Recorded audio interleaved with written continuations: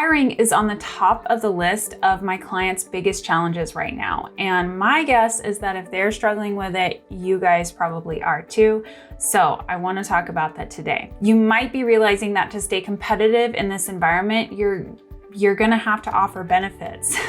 And benefits are one of those things that I hear small business owners say a lot. I can't afford that. I can't afford small benefits. I'm a small business.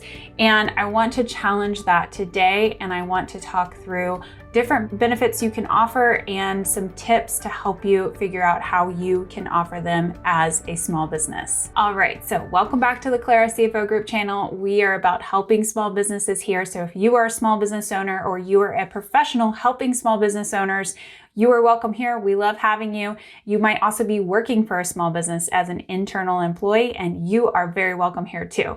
So make sure you're subscribed to the channel because we're here to help you on all things financial for your small business. So what are employee benefits? Employee benefits are really anything that you offer as an employer to your employees that helps improve their economic security or their overall happiness and enjoyment of the job. So really basic definition, and that can include things that are, financial incentives all the way to things like, dress code. And we're going to get into those in just a little bit. Now, I want to just kind of start by saying that this assumption of affordability of whether or not you can afford or not afford benefits is a lot of times what I realize is that people don't actually go and do the work of figuring out whether they can afford it before they just say they can't.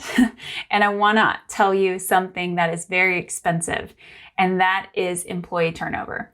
Employee turnover is extremely expensive to any business, and especially a small business. There are studies that show that turnover of an employee can cost anywhere from 30% on the low end to up to 150% of the employee's salary or pay to go through a turnover. So that means that if you're paying somebody $50,000, that could cost you, somewhere between $15,000 and $20,000 on the low end to have that employee turnover. And that's a big expense that nobody's talking about. So when you think about it, you think about, the recruiting cost of that employee. And then you also think about the training time that you already invested in somebody that gets lost when they leave, and then the training time you have to spend with the new employee, and also just kind of all the bumbles and fumbles of bringing on a new employee. Those things both take time, and you could be losing some revenue, or you could be incurring some costs as well. The cost of losing employees and having turnover could potentially be a lot higher than providing benefits. And so I'm just going to throw that out there, and then we'll talk about a couple benefits that you can offer. So what kind of benefits are there out there? Well, they're pretty much endless. You can pretty much create any type of benefit you want to, but we're going to go through some high level categories. So the first is time off. Time off, we've got paid time off of any kind, personal leave, holiday, paid holidays. It could be sick pay or just kind of your traditional PTO, something that you earn over time that will allow someone to go and take vacation. You hear vacation pay, right? You can also have parental leave, and then you can also have, different types of family leave, and then just, things like personal time off as well. Time off is one of those things that it doesn't actually incur any additional cash. It's not like you actually have to be paying it out more every month. It occurs when people start taking time off. That's where it can affect your efficiency. So that's something to think about. It's not necessarily more cash to be paid out unless somebody leaves and then you have to pay back, a big chunk of PTO, but it is something that affects efficiency. So I wanted you to keep that in mind. The next thing that people offer is insurance. And this is a big one. This is a lot of times what can be a make it or break it for some employees. Some employees don't care at all about insurance because maybe they're on a spouse's plan or maybe they're on their parents' plan still, but insurance can be a make it or break it. And I'm mostly talking about health insurance here. But the insurance category can also include dental, vision, life insurance, and even disability insurance. So you can get other insurance policies to help cover your employees. So you can also offer to your employees other health benefits. So things that are kind of outside of just health insurance. You can offer things like gym memberships or even access to a gym. If you're in a physical space, you could potentially have an on-site gym. You could have access to things things like a lifestyle benefit that you could give your employees a stipend that they could go out and use for whatever they want to kind of help improve their health or overall wellness. The next thing that's pretty important and can be a bigger expense for a lot of employers is helping with retirement. So you can have a 401k plan. There's a couple different 401k plans or a IRA, a simple IRA plan, but retirement is something that, does get thrown in as incentives for really large companies, but it's totally something that's very doable for small businesses as well. You can even have some retirement plans that are open to the employee actually putting money in, but you might not even have to do it. Even just having the ability to have the account through the employer can be a benefit, and you could potentially add on contributions over time. Okay, so it's something to think about. Retirement plans are not necessarily a huge expense, but there's something that could be a major benefit for the employee. Some other things to think about on the benefit side is things like ownership.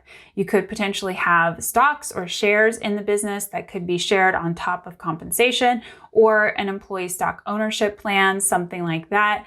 It is possible to share ownership with your employees, and that can get complicated, but it is something that you can look into as an overall benefit. You can also have additional pay, things like, additional bonuses, referral bonuses. Maybe referring an employee in could potentially create a bonus for an employee, or bonus structures of just overall business performance or personal performance.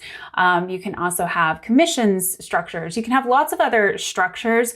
These can be benefits or just could be considered part of pay, but it is something that, you could consider as your overall employee benefits package between compensation and other benefits. The last thing I want to mention is other benefits, so other miscellaneous benefits. And so this is where you can kind of have a lot of fun as a small business owner and really think about what makes sense for the culture you're trying to drive in your business. You could do things like, a relaxed dress code or a certain type of dress code, or you could have maybe just, certain snacks in the office that you always like to have. Maybe you like to have, beer stocked in your refrigerator or wine or something like that. If you think that is important to your employees and part of your overall culture. You could also have pets, the ability to bring pets to work. That can really enhance overall employee satisfaction. That doesn't really cost you a lot extra as a business owner. I've even seen some larger businesses offer pet insurance as part of their insurance plan because they realize that pets are super important, and that might, that's just an economic benefit to their employees by being able to offer that. You can also look at things like flexible work hours, or, additional flex vacation days or flex holiday days, or you can look at lots of different things. You could also have things like meals at work, or potentially discounts to certain other local businesses. Let's say like the local gym, for example. If maybe you could negotiate a discounted rate on a gym membership, that type of thing. So you can really get really creative here. And this is kind of where you could have a lot of fun trying to figure out what do your employees really want, and how can it kind of fit into the overall, mission, vision, values of your business, and how can it help your employees be happier and more satisfied at work. So one of the ways that you can identify what really matters to your employees is through something called a benefit survey. You can create a benefit survey and send it out to all your employees, and it essentially is just a list of all the things that you think you might be willing to explore. Not saying that you will provide them, but it's something that you could explore. So maybe it's a list of 20 things. And then you would have your employees go in and check the box of the things that are the highest priority for them. So it might be that you do this in a numbered version, like put first priority, second priority, third priority, or maybe just check the box and see when you produce the report how much overlap there is on all the different benefits. You might find, and I've seen this happen, where people will realize actually health insurance is at the lowest priority for all your employees, where you thought you were going to have to, go and get this expensive health insurance plan, but that was actually very low priority for your employees.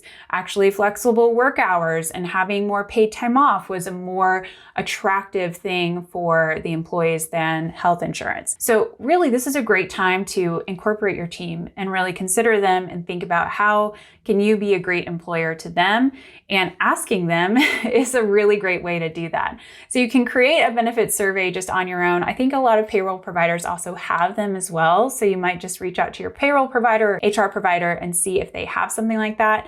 Or you can just create one on your own, email it out to everybody, and just make it really simple, and then just review those results and act on those results. The important thing to remember about benefits is that there's no requirement to offer any of these things, but you have full choice on what you want to offer. The real thing about when you're offering benefits is that you do need to make it equitable. You can't say, oh, this full-time employee over here is going to get health insurance and this full-time employee over here is not eligible for health insurance. That's where you start getting into some tricky stuff. So when you think about offering a benefit, you do need to think about how you can make it equitable across the board.